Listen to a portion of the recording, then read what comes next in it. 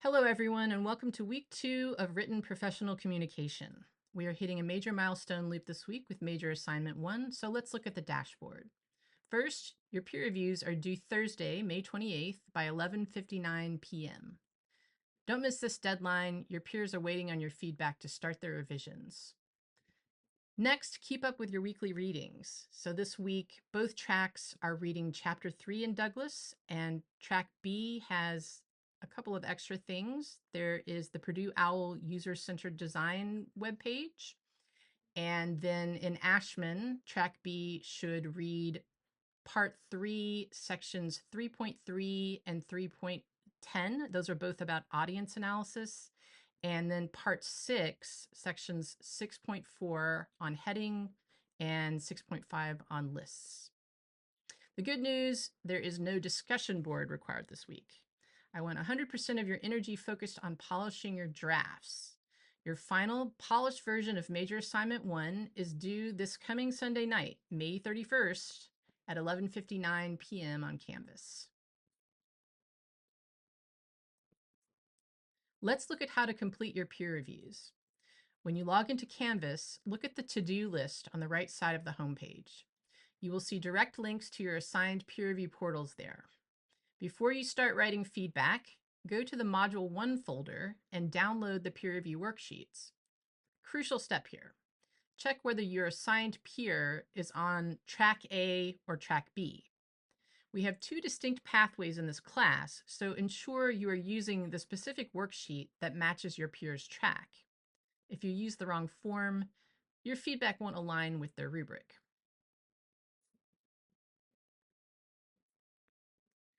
Now, a quick word for our 3 working professionals on Track B, and a heads up for anyone reviewing a Track B draft tonight. Your foundational report focuses on designing internal training or organizational guidebooks, not job search materials. In your executive summary, you must clearly pinpoint an operational problem or training gap in your actual workplace and explicitly argue why a written document is the best solution. In your audience analysis section, make sure you profile your adult learners. What is their baseline knowledge? What are their literacy or technical levels? Do they have any cultural or accessibility constraints?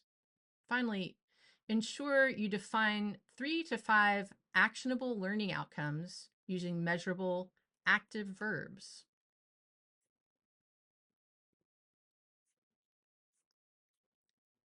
For the second half of the Track B report, you are conducting a rhetorical analysis of 2 existing training documents or industry checklists.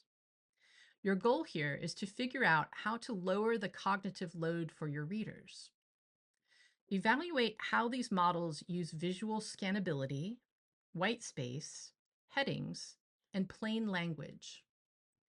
In your own report, you should explicitly state which structural patterns you plan to copy and which ones you will avoid to prevent reader information overload.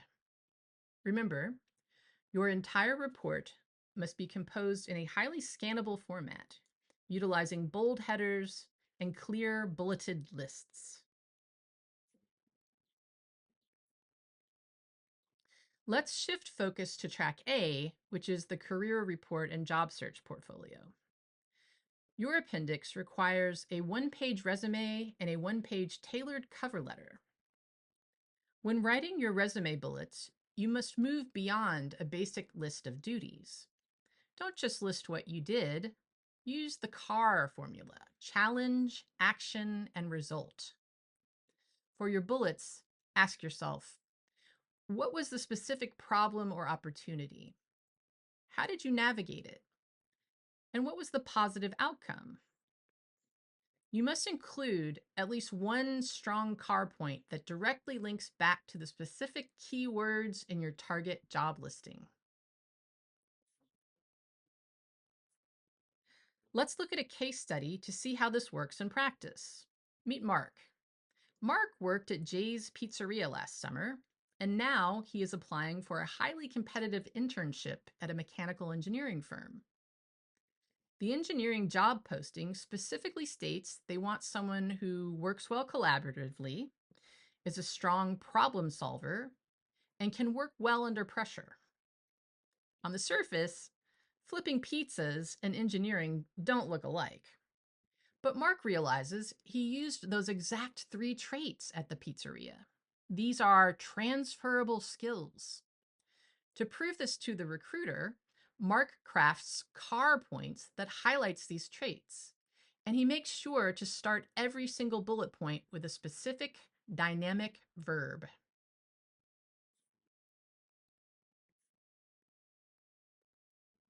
Here's how Mark translates his pizzeria experience using quantifiable data. For problem solving, instead of writing helped in the kitchen, he writes resolved kitchen bottlenecks during peak hours by redesigning ingredient prep stations, cutting order wait times by 15%. For working under pressure, he writes managed high volume Friday night rushes effectively, maintaining 100% order accuracy while coordinating under intense time constraints. And for collaboration, he writes, partnered with a 4-person front of house team to streamline customer handoffs, ensuring seamless communication and positive reviews. Notice how the verbs resolved, managed, and partnered drive the action instantly. Now, a quick reality check.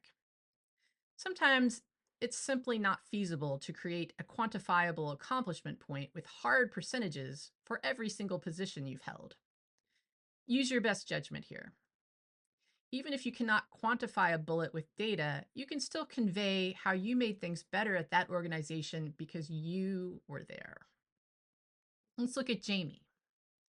Jamie worked at a summer camp for children with disabilities last summer, and now she's applying for an entry-level health science role. Jamie can't exactly say she made the kids 43% happier.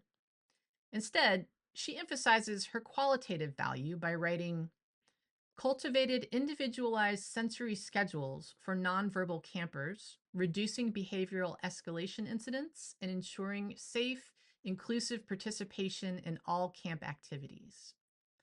This uses the compassionate, precise verb cultivated to prove her skills in empathy, clinical planning, and safety without needing a spreadsheet metric.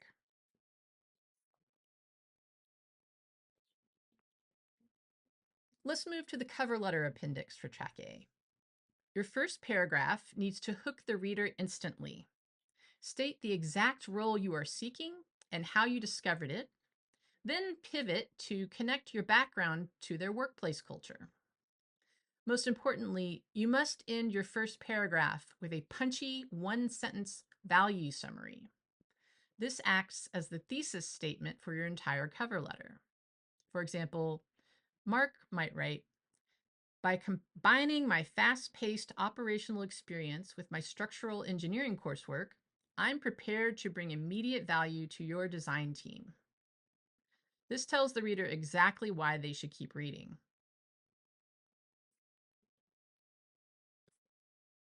The body and closing of your cover letter should focus on targeted storytelling. Dedicate your middle paragraphs to 1 or 2 expanded car stories. These should elaborate on the specific resume points that most compellingly align with the job description's highest priorities. When you wrap up, don't just fade out. State a clear, proactive desire to discuss your qualifications and the position further in an interview. End with a sincere thank you for their time and consideration, and use a standard professional closing like best regards, followed by your name. As we wrap up today, let's talk about your strategy for the rest of the week.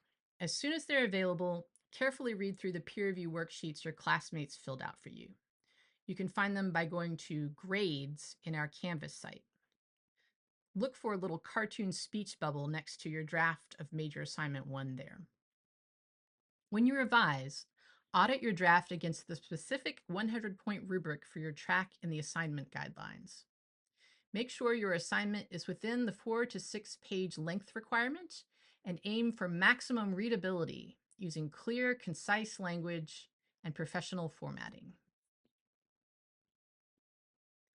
Upload your finalized PDF of Major Assignment 1 to Canvas before this Sunday night at 11:59 p.m. If you hit any roadblocks, you can come to my Zoom office hours this Wednesday and Friday from 2 to 3 p.m. or send me an email. Have a great week, everyone.